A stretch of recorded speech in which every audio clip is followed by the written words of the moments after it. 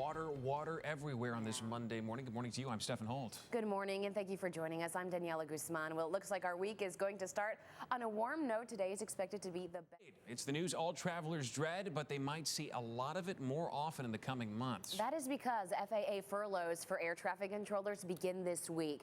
NBC5's Kai, we'll check back with you in a little bit. Meantime, at 6:09, if you're planning to fly the German airline Lufthansa today, you're going to want to double check your flight status. We'll tell you exactly why coming up. But first, we're going to go live. 6:15, new information this morning about the victims of that massive explosion in West Texas. One of them is from our area. That story's coming up. And you know what? We are not the only ones dealing with flooding. One Missouri town is still... Andy? And will be for the next several days, if not the next several weeks. There is more rain in the forecast. The good news is not today. I think today will bring the nicest day of the week. It is new this morning. We now know a Plainfield man was one of the first responders killed in that fertilizer plant explosion in West Texas. He was a group of firefighters at a training class that ended up on the front lines of the massive explosion. Philip Mena is live for... A great memory. All right. She's actually insanely, she knows exactly what you're thinking.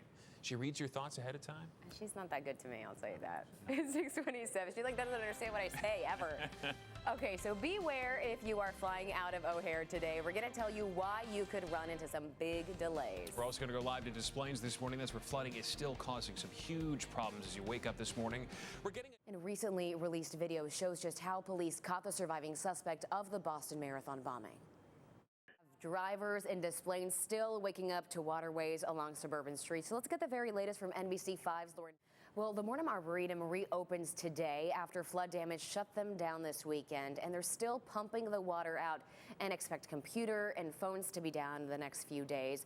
Flooding forced the Arboretum to cancel yesterday's Arbor Day 10K. The race will not be rescheduled. And there is plenty today about his efforts to make Chicago the greenest city in the world. Coca-Cola and Keep America Beautiful are supporting the mayor's plan to expand recycling programs citywide. The Bulls getting back to playoff action tonight. That story's coming up. Excited about that? Yes, I am. Plus, I'm excited. Lou Manfredini is here. Hey, Lou, what are we talking about this morning? Give us some ideas of how to make it easier to... Yeah, I mean, we were talking last week about the pumps, but there was so much water that even if you listen to the advice I gave last week, it just gets overwhelmed. It's awful. I've been watching a lot of the video and the amount of damage. I've driven around Chicago, fielded a lot of calls on my radio show on Saturday. First things first, remember this, high water in a basement. When it's above the electrical devices, you can't enter that basement until it recedes. All of those devices, if your furnace, if your water heater were underwater, those things need to be replaced. To try and salvage that, the electronics that are inside those pieces of equipment, it's just you're throwing good money after bad, and you have to just make the decision that these mechanical systems have to be replaced. Safest decision. Yeah. As well. The other thing is when you're down inside there, I want to make sure you're taking some safety down, sloshing around in there.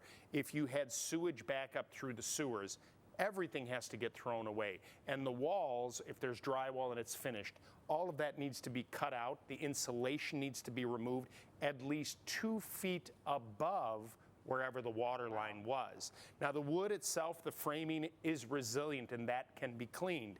Now everybody runs, Daniella, to bleach because they think I'm going to disinfect it. Bleach is a great disinfectant, but it's not great for porous materials. What I want you to do is get a mold inhibitor cleaner like this Concrobium to do all the heavy-duty cleaning because it has residual value. There's another product, it's a local company here out of Elk Grove Village called Challenger that makes a really good multi-purpose cleaner that's biodegradable so it's not super harmful to use.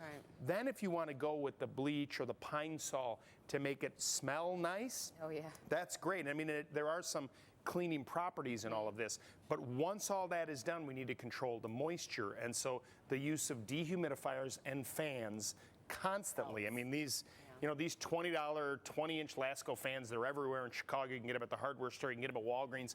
Go buy a bunch of them. Yeah, you probably have to get a lot of them. Plug in a bunch of them and open, you know, as we warm up a little bit, we can get some fresh air down there and open up windows if they're there. Move that air around, and then you can start.